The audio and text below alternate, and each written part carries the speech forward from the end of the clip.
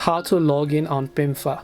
Hi everyone, welcome back to our channel How to Geek. In today's video, I'm going to be guiding you through the steps on how you can log into Pimfer, so make sure to watch the video till the end. So by the way, if you don't know what Pimfer is, it's basically a money-making blogging website that some type of individual just run it and update some type of articles and blogs in it. So if you want to log into your Pimfer account, all you have to do is just go ahead and open up your browser.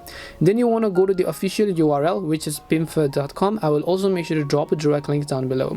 So when I go to pimfer.com, you can see there are some of the articles as to how to make money, how to use battle space, and different types of articles as such.